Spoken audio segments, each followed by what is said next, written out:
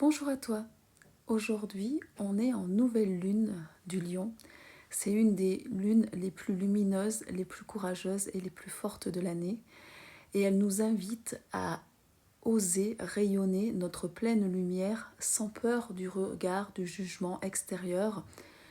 Donc voilà, donc ça m'a inspiré un texte sur le leadership spirituel authentique que j'ai envie de te partager. Voilà. Alors c'est quoi un leader authentique spirituel?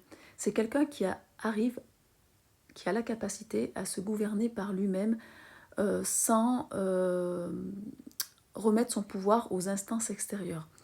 Donc il est capable de devenir maître de sa propre vie, non pas par la force, mais par la connaissance de soi et surtout l'harmonie avec l'ordre universel. Pour cela, on apprend à faire trois choses, à clarifier notre esprit, à apaiser nos émotions et aussi à aligner nos intentions pures avec les forces de l'univers.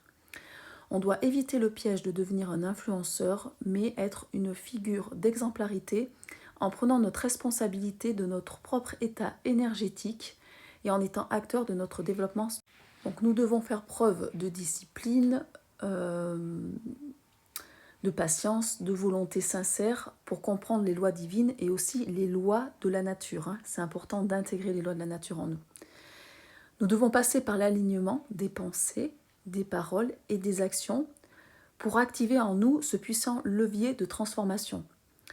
Donc si on veut intégrer une posture d'exemplarité avec des clés concrètes, notre vie, elle va radicalement changer en fait. On va devenir inspirant aux yeux des autres sans avoir le besoin de chercher la reconnaissance ou le culte du pouvoir.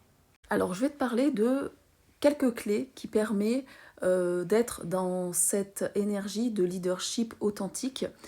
D'abord, c'est la connaissance de soi. Donc on va plonger à l'intérieur de nous, aller voir nos zones d'ombre, c'est nos parties inconscientes. On va identifier nos peurs, nos faiblesses avec lucidité. Ça va nous permettre de maîtriser nos pulsions, tout simplement, de pacifier les tensions qui sont à la racine de notre esprit et de notre cœur pour atteindre une paix intérieure. On va observer nos pensées, on va décoder les schémas répétitifs qui se rejouent et comprendre les blocages inconscients. Donc nous allons dépasser ainsi nos limites pour explorer une nouvelle vision de nous-mêmes, donc aller vers une nouvelle identité. Une deuxième clé, c'est la stabilité émotionnelle. Il faut expérimenter des outils concrets, quotidiens, par la répétition pour avoir des résultats durables. La posture seule ne suffit pas. Je vois beaucoup de personnes qui parlent que de posture. Non, il faut à un moment donné des outils que tu appliques régulièrement, quotidiennement, qui vont te permettre vraiment d'atteindre cet équilibre émotionnel. Il y a aussi la clarté d'intention. On doit adopter une vision beaucoup plus large vers la justesse et le bien commun. On n'est pas centré sur le petit personnage, mais on a envie d'œuvrer vers plus grand en fait. Donc on doit être précis dans ce qu'on veut accomplir en prenant notre juste place. Il ne faut pas avoir peur de prendre sa place. C'est important aussi d'oser rayonner en étant soi-même, même si on ne correspond pas aux normes de la société. Alors, on apprend aussi à maintenir des hautes énergies, donc des hautes fréquences. Donc là, je vais vous poser la question, où est-ce que vous en êtes dans votre pleine vitalité au niveau de votre santé? Est-ce que vous avez une énergie qui est constante ou est-ce que vous subissez des yo-yo émotionnels, des yo-yo énergétiques? Vos paroles sont-elles dirigées vers la gratitude, la reconnaissance de l'autre dans sa splendeur, ou est-ce que vous êtes orienté vers la plainte, le jugement, les critiques, la procrastination? Donc, on parle de l'énergie en mouvement, c'est e-motion. Donc réfléchissez à deux fois avant de laisser votre mental s'emballer, car c'est vous qui allez en récolter les fruits au final. Alors une autre clé, c'est la sagesse mature. Elle passe par l'acceptation de ses failles, une remise en question pour veiller à sa propre évolution. À l'intégration aussi de ne pas tout savoir. Donc est-ce que nous sommes en capacité de nous laisser enseigner par ceux qui ont obtenu ce que nous voulons avoir, sur n'importe quel pan de notre vie? Est-ce qu'on reconnaît l'autre dans sa zone de génie et qui nous est contributif? Donc il va falloir sortir du rôle victime, bourreau, sauveur et incarner celui qui se responsabilise envers lui-même, qui comprend et intègre ses erreurs comme des initiations, des enseignements qui l'aident à aller au prochain niveau. Quand tu vas aller œuvrer à l'intérieur de toi, tu vas avoir des challenges et ces challenges, ils sont là pour te permettre d'aller au prochain niveau de toi-même en fait. Donc au contraire, c'est pas quelque chose de négatif, c'est quelque chose qui te permet de te transcender en fait. Donc avec l'alignement pensée, parole, action, tu vas incarner tes intentions avec des actes concrets. Donc là, c'est le principe d'intégrité. C'est quand on parle qu'un être est intègre. Il applique ce qu'il dit. Donc enseigner, diffuser ce que nous avons réussi à accomplir dans notre vie.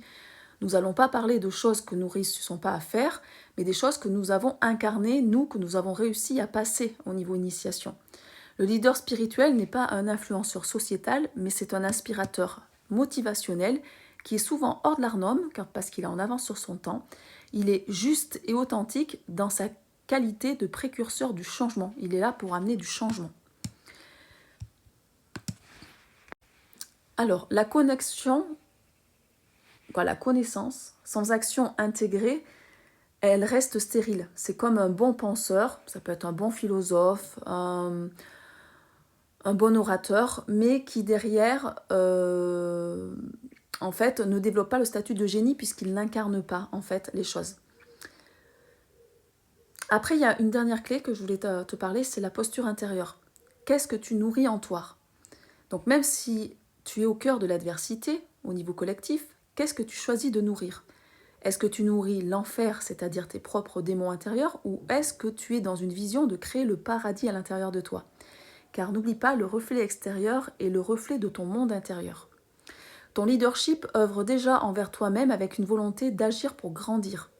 Donc l'engagement envers toi-même passe par de la connaissance, ça va passer de la connaissance à l'intégration et surtout à l'expérience.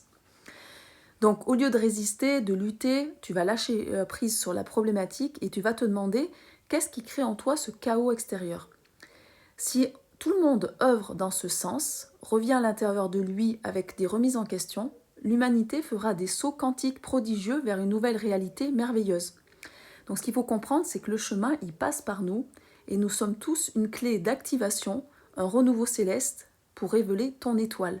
Donc là, on est en pleine reliance de cette nouvelle lune du lion qui te parle d'oser rayonner dans toute ta grandeur et ta splendeur. Donc si tu as encore des limitations de te dire que tu n'as pas le droit, que c'est mal, que c'est mauvais, que c'est égotique, alors que tu veux être juste intègre, non, au contraire, là, on t'incite à prendre ta place, en fait. Donc, je t'encourage à prendre ta place, à révéler ton étoile intérieure pour que ça rayonne de l'extérieur et que derrière, tu vas changer ta vie et surtout, tu vas être un catalyseur de changement pour d'autres personnes aussi.